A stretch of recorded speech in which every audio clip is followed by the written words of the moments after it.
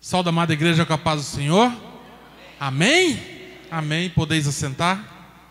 É uma noite de festa, como toda noite que estamos na presença do Senhor. Eu convido a igreja a abrir as suas Bíblias no livro de 1 Samuel. 1 Samuel, capítulo 14. Na verdade, 1 Samuel, capítulo 13, perdão. 1 Samuel, capítulo 13, a partir do versículo 8. Eu quero conversar com vocês hoje a respeito de um assunto muito interessante, que é sobre o erro de Saul. Eu tenho, nas últimas 2 semanas, eu fiz uma série de estudos na igreja, nas terças-feiras. Inclusive, já vamos fazer um merchandise aqui, né, pastor Bidei? A gente tem feito uma série de estudos muito bons nas terças-feiras. Quem não está vindo, está perdendo. Então, quem veio nas últimas 2 terças-feiras comigo, a gente falou muito a respeito de 1 Samuel. A gente falou de Samuel, depois a gente falou de Eli, depois a gente começou a falar sobre a coroação de Saul. Saul, para quem não sabe, ele é o primeiro rei de Israel, o primeiro rei de coroa, o primeiro rei humano de Israel. Então, Saul, ele foi coroado rei porque o povo pediu um rei. Eu vou contar brevemente a história para vocês, porque não tem como contar a história que eu contei em 2 semanas aqui agora. Mas se você pegar 1 Samuel, a partir do capítulo 3 até o capítulo 10, tem a história da coroação de Saul. E é muito interessante a gente entender quem era Saul, porque Saul era um cara que não era muita coisa também. Saul, ele morava com os pais e a família dele criava jumentas. Certo dia, então, as jumentas se perderam e Saul foi procurar as jumentas, e por conta de procurar essas jumentas, ele acabou indo parar lá no profeta Samuel. O profeta Samuel já tinha sido avisado pelo próprio Deus que Saul iria até ali e que ele deveria ser coroado o rei de Israel. E aí, Saul foi coroado o rei de Israel, e aí a gente vai chegar aqui agora, no capítulo 13, no versículo 8. Vamos começar no versículo 1, que é para você entender bem. 1 ano reinara Saul em Israel, no 2º ano do seu reinado sobre o povo. Note, 1 ano reinara Saul em Israel, no 2º reinado sobre seu povo. Então, ele já havia reinado 1 ano, e agora ele estava no 2º ano. Pule lá para o versículo 8. Esperou Saul 7 dias, segundo o prazo determinado por Samuel. Não vindo, porém, Samuel a Gilgal, o povo se foi espalhando dali. Então disse Saul: trazei-me aqui o holocausto e ofertas pacíficas, e ofereceu o holocausto. Novamente. Esperou Saul 7 dias. Queridos, o que acontece? O território de Israel ele estava cercado pelos filisteus. E Saul, então, estava esperando que o profeta Samuel viesse até ele, para que houvesse, então, a queima dos sacrifícios vivos ao Senhor. Porque quem podia queimar sacrifícios ao Senhor? Somente o profeta. O rei não poderia. E ele esperou 7 dias, conforme a orientação, e a gente vai ver isso daqui a pouquinho também. Deu 7 dias, não aconteceu. O que ele fez? Então, esperou Saul 7 dias, segundo o prazo determinado por Samuel. Não vindo, porém, Samuel a Gilgal, que é onde ele estava, o povo se foi espalhando dali. Então disse Saul: trazei-me aqui o holocausto e ofertas pacíficas, e ofereceu o holocausto. Saul cometeu um erro, um grande erro. Mal acabara ele de oferecer, preste bem atenção agora, mal acabara ele de oferecer o holocausto, e eis que chega Samuel. Saul lhe saiu ao encontro para o saudar. Samuel perguntou: que fizeste? Respondeu Saul: vendo que o povo ia se espalhando daqui, e que tu não vinhas nos dias aprazados, que nós combinamos, e que os filisteus já se tinham juntado em Micamás, eu disse comigo, assim, pensei eu: agora descerão os filisteus contra mim a Gilgal, e ainda não obtive a benevolência do Senhor. E forçado pelas circunstâncias, ofereci holocaustos. Então disse Samuel a Saul: procedeste neciamente em não guardar o mandamento que o Senhor teu Deus te ordenou, pois teria agora o Senhor confirmado o teu reino sobre Israel para sempre. Já agora, versículo 14, não substituirá o teu reino. O Senhor buscou para si um homem que lhe agrada e lhe já ordenou que seja príncipe sobre o seu povo, porquanto não guardes o que o Senhor te ordenou. Israel criava jumentas, não era lá muita coisa. Saul.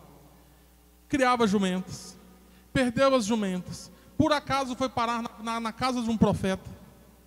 Esse profeta lhe deu instruções muito claras a respeito do que aconteceria com a vida dele, muito claras.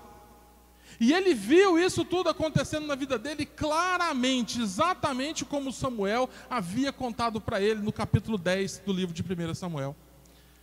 Todas as instruções foram cumpridas à riscas e são instruções extremamente detalhadas. Inclusive essa de aguardar 7 dias. Abram suas voltas só uma página aí, capítulo 10, versículo 8. 10, versículo 8. Tu, porém, descerás adiante de mim a Gilgal, e eis que eu descerei a ti para sacrificar holocausto, para se apresentar ofertas pacíficas. 7 dias esperarás até que eu venha ter contigo e te declare o que há de fazer. 7 dias esperarás por mim, e eu virei e declararei o que você precisa fazer. Essa é a instrução de Samuel. A instrução é muito clara, 7 dias. E aí o interessante é que, a hora que a gente começa a ler lá no capítulo 13, no versículo 8, diz assim: esperou Saul 7 dias. Se Saul esperou 7 dias e a ordem era por 7 dias, então por que está errado? Nós temos 2 situações. A primeira situação é que quem oferece o holocausto é o sacerdote. O rei não. E a outra é que precisamos entender a questão dos 7 dias.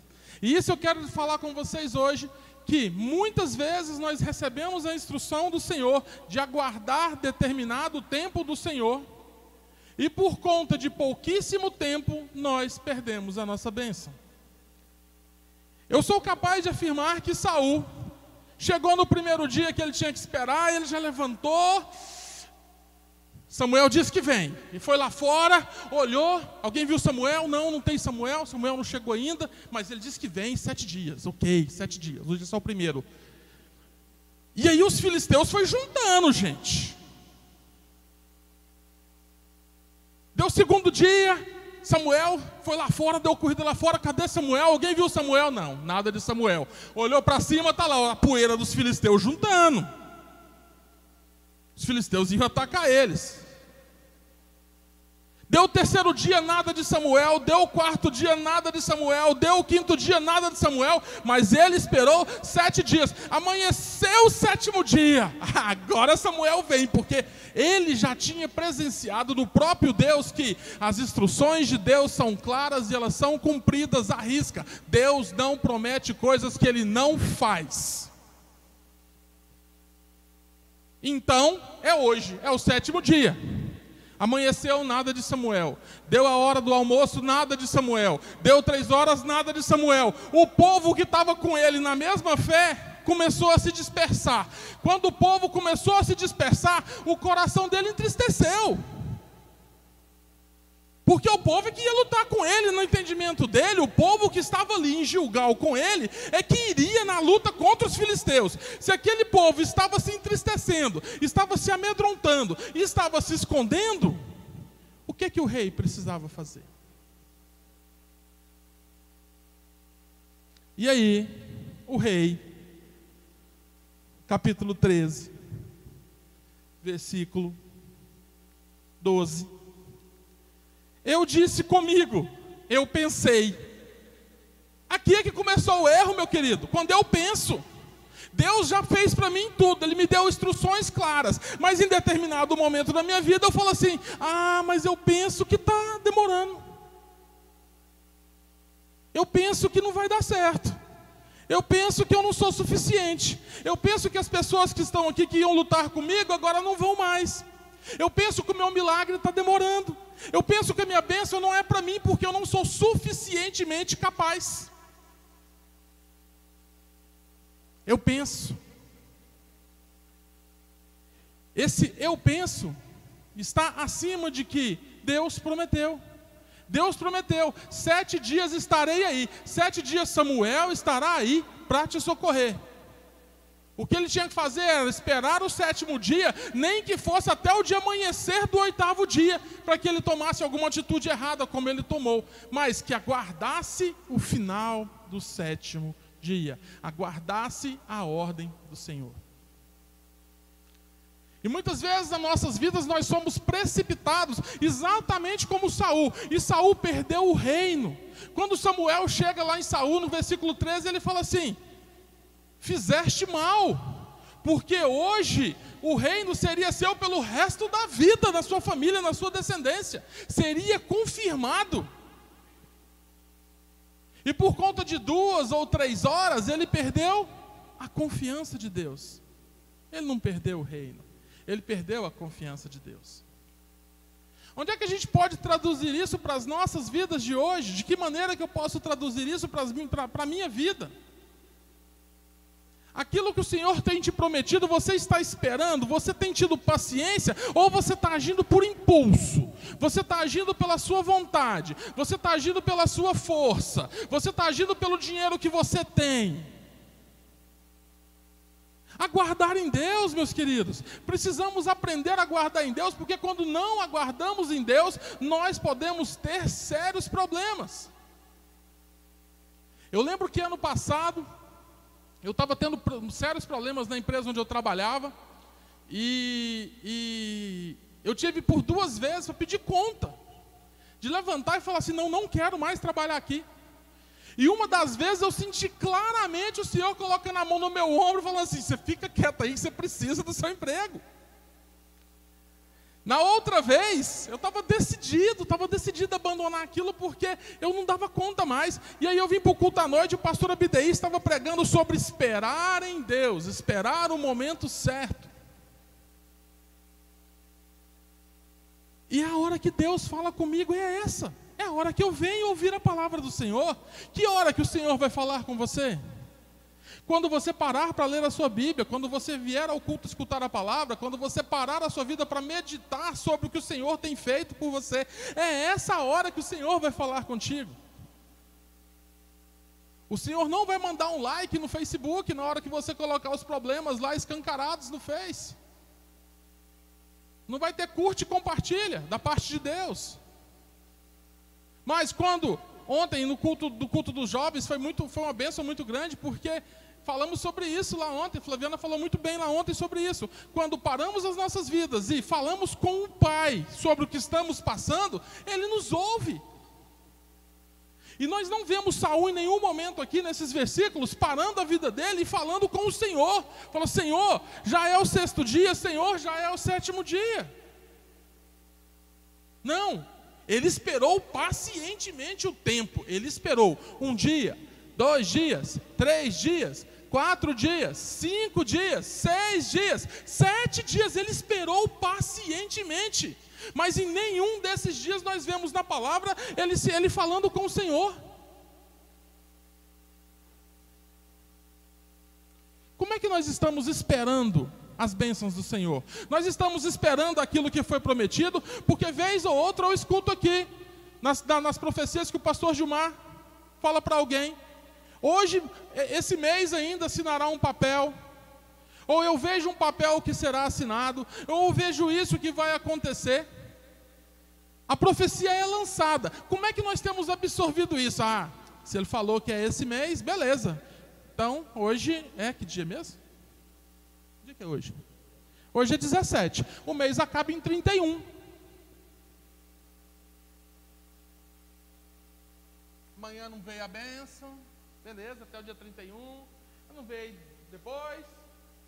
Dia nenhum eu oro mais pela minha bênção. Dia nenhum mais eu recebo mais instruções do Senhor. Vocês estão entendendo isso que eu estou falando? Decisões precipitadas em quase tudo na vida. Eu vejo pessoas se casando por decisões precipitadas. Se casaram porque em algum momento a paixão era tem que casar, tem que casar. Ai, tem que apagar esse fogo. Ai, Jesus. Aí casa. Mas não oramos ao Senhor, não falamos com o Senhor, não colocamos na presença dele esse relacionamento e hora nenhuma. A hora que der errado, vem na igreja pedir oração pelo casamento. Aí sim eu venho. Mas aí, eu já venho também decidido a separar. Nota, eu casei precipitadamente e vou me divorciar precipitadamente mais uma vez. Eu vou cometer 2 erros. Precipitadamente. Somos precipitados. Quantas pessoas nós conhecemos que deixaram essa igreja porque se incomodaram com alguma coisa? Como diz o pastor Gilmar na sexta-feira, porque alguém chutou a unha encravado dele, aí ele pegou e não deu conta de ficar na igreja, aí pegou e saiu da igreja precipitadamente. Não dessa, de qualquer igreja. Eu deixo de sair debaixo das asas do Senhor, debaixo das proteções do Senhor, para viver, como diz a música, deixa a vida me levar. Vida leva eu, e a vida vai levar você sabe para onde, né? Eu sei. Porque quem me leva é Deus. Quem leva a minha vida é Deus. Quem me governa é o Espírito Santo do Senhor. E temos que começar a confiar nesse Santo Espírito para que Ele tome conta das decisões da minha vida. Eu tenho que começar a colocar as decisões da minha vida na mão dEle e confiar no tempo que Ele está me dando. Mas continuar buscando na palavra as orientações, os detalhes das orientações. Porque o Senhor, Ele dá orientações detalhadas. Detalhadas. Amém? Aí eu tomei advogado, né, dos vilão ultimamente, eu ando gostando de vilão. Mas por que Saul fez isso?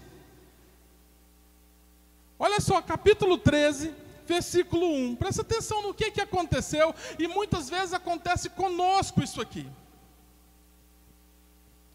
1 ano reinara Saul em Israel. No 2º ano do seu reinado sobre o povo, escolheu para si 3.000 homens de Israel. Saul escolheu 3.000 homens, ok? Estavam com Saul 2.000 em Micamás e na região montanhosa de Betel, e 1.000 estavam com Jonatas. Jonatas é filho de Saul, em Gibeá de Benjamim. E despediu o resto do povo, cada um para a sua casa. Jonatas derrotou a guarnição dos filisteus que estava em Gibeá. O que os filisteus ouviram, pelo que Saul fez tocar a trombeta por toda a terra, dizendo: ouçam isso os hebreus. Todo Israel ouviu dizer: Saul derrotou a guarnição dos filisteus. Quem derrotou? Saul. Eu. Não foi Deus, foi eu. Saul derrotou a guarnição dos filisteus, e também Israel se fez odioso aos filisteus. Então o povo foi convocado para junto de Saul em Gilgal. É assim, ele foi lá, cutucou a colmeia dos filisteus, derrotou aquela colmeiazinha, mas tinha muito mais colmeia lá perto. E aí ele pegou e convocou o povo para ir para onde ele estava, porque Samuel falou que chegava em 7 dias. Reuniram-se os filisteus para pelejar contra Israel, 30.000 carros e 6.000 cavaleiros. Deixa eu explicar um negócio para vocês a respeito de 30.000 carros e 6.000 cavaleiros.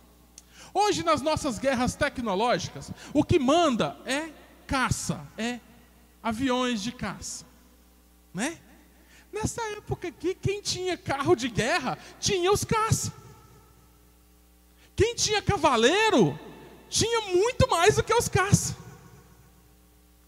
Cada carro de guerra desse tem pelo menos 2 caras em cima deles. Um para guiar e o outro para atirar. O cara que está no cavaleiro, ele já tem uma posição avantajada sobre quem está no chão. O exército que se levantava contra ele era um exército muito poderoso. E nessa época Israel tinha 1 ano de reinado, eles estavam se juntando. E eles ainda viviam um cerco dos filisteus que proibiu que eles tivessem armas. Então nem armas eles tinham. Reuniram-se os filisteus para pelejar contra Israel, 30.000 carros e 6.000 cavaleiros, e o povo em multidão, como a areia que está à beira do mar, e subiram e se acamparam em Micamás, ao oriente de Betéven. Vendo, pois, os homens de Israel, que estavam em apuros, porque o povo estava apertado, esconderam-se pelas cavernas, pelos buracos, e pelos penhascos, e pelos túmulos, e pelas cisternas. A tradução é: o povo pegou descendo e deixou um pouquinho ali para ver o que acontecia. Versículo 7. Também alguns dos hebreus passaram o Jordão para a terra de Gade e Gileade, e o povo que permaneceu com Saul, estando este ainda em Gilgal, se encheu de temor. Quando ele percebeu isso e percebeu que Samuel atrasou 7 dias, ele não teve dúvida. Ele riscou o fósforo. Muitas vezes na nossa vida, a promessa vem demorando e as contas vão chegando. A promessa vai demorando e as contas vão chegando. As promessas vão demorando e as contas vão chegando. E a gente não tem dúvida. Eu preciso riscar o fósforo. Eu preciso tomar uma decisão. Eu preciso tomar uma atitude. Eu penso comigo, eu preciso fazer alguma coisa. E o confiar no Senhor fica aonde? E o escutar as instruções do Senhor fica onde? De que maneira que eu estou lidando com essa situação? Sabe? Nós precisamos começar a entender que por conta de muito pouco, nós estamos deixando escapar por entre os nossos dedos as bênçãos do Senhor. No caso de Saul, ele perdeu o reino da família dele eternamente, que foi passado para Davi. No livro de Provérbios, abram suas Bíblias no livro de Provérbios, capítulo 3.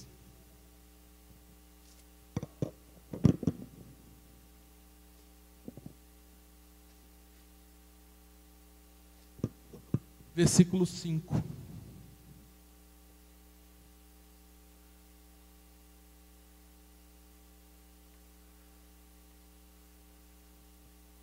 Olha que coisa legal que está escrito aqui. Confia no Senhor de todo o teu coração e não te estribes no teu próprio entendimento. Estribes vem do estribo, não se apoie.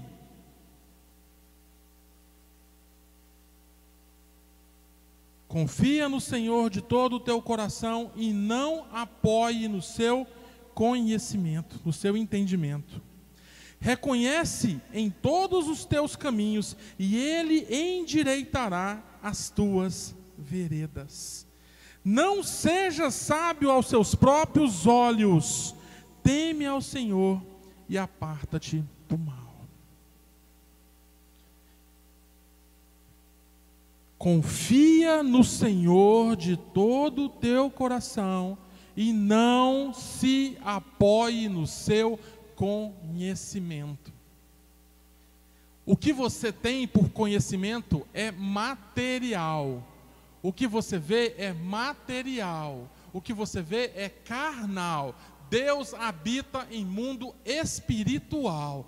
Deus age no mundo espiritual.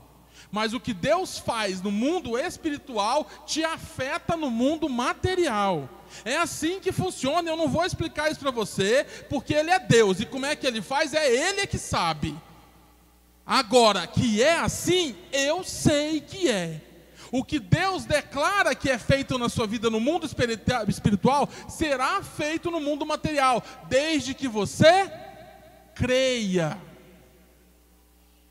Você crê, igreja, que o Senhor pode mudar a sua sorte? Você crê que o Senhor pode transformar essa luta que você está vivendo? Você crê que o Senhor pode entregar nas tuas mãos a chave da vitória? Então levanta a sua mão assim. O Senhor vai entregar na sua mão a chave da vitória. É para pegar a chave da vitória, igreja, não é aqui não, é lá, ó, a chave da vitória está lá em cima. Vamos fazer diferente, vamos ficar em pé. A chave da vitória está mais alta, vamos ficar em pé para pegar essa chave da vitória. Levanta a sua mão alto, para que o Senhor te entregue agora a vitória na sua mão, como Ele iria entregar nas mãos de Saul todos os 36 mil filisteus. Aquele exército de filisteus imenso seria passado à espada do Senhor e seria entregue na mão do povo de Israel. E hoje o Senhor está falando assim para você: não importa o tamanho do seu inimigo, não importa se ele está com 30 mil carros ou 6 mil cavalos, eu sou o seu Deus, e eu vou entregar nas suas mãos a chave da sua vitória. Então feche os seus olhos e comece a orar pela sua vitória. Eu não sei o que é, você sabe. Comece a orar aí. Você que ora em línguas, comece a falar em línguas com o Senhor por aquilo que você tem buscado. Mas não esmoreça seus pensamentos. Peça a chave do Senhor. O Senhor está entregando. Feche as suas mãos agora e receba a chave da vitória. O Senhor coloca em nossas mãos a chave da vitória nessa noite, nesta hora. Nessa hora. Mas somente para aqueles que confiam, somente para aqueles que vão esperar o tempo do Senhor, somente para aqueles que vão buscar ouvir a voz do Senhor, somente aqueles que vão ouvir as instruções detalhadas do Senhor. O Senhor vai te entregar, eu não sei o que é, mas não importa o que seja, o Senhor fala que você está recebendo agora, você está recebendo hoje, você não vai receber amanhã, ou depois de amanhã, ou no mês que vem, ou no ano que vem, você receberá hoje. Confie. Senhor meu Deus, meu Pai, em nome de Jesus, Senhor, obrigado pela chave da vitória. Em nome de Jesus. Amém? Batam palmas ao Senhor, podeis assentar. Abram suas Bíblias no livro de Isaías, capítulo 40. Eu estou encerrando já. Isaías, capítulo 40, a partir do versículo 28.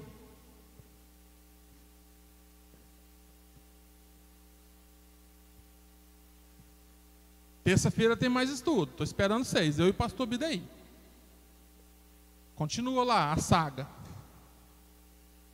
Isaías 40, a partir do versículo 28, diz assim: não sabes, não ouviste que o eterno Deus, o Senhor, o Criador dos fins da terra, nem se cansa, nem se fadiga. Diga, nem se cansa, nem se fadiga. Não se pode esquadrinhar o seu entendimento. Faz forte ao cansado. Diz comigo, faz forte ao cansado. Diz assim, Ele me faz forte. É isso, Ele te faz forte, Ele nos faz forte. E faz forte ao cansado e multiplica as forças ao que não tem nenhum vigor. Os jovens se cansam e se fadigam, e os moços de exausto caem, mas os que esperam no Senhor renovam as suas forças, sobem com asas como águias, correm e não se cansam, caminham e não se fadigam. Mas os que esperam no Senhor renovam as suas forças, sobem com asas como águias, correm e não se cansam, caminham e não se fadigam. De novo, mas os que esperam no Senhor renovam as suas forças, sobem com asas como águias, correm e não se cansam, caminham e não se fadigam.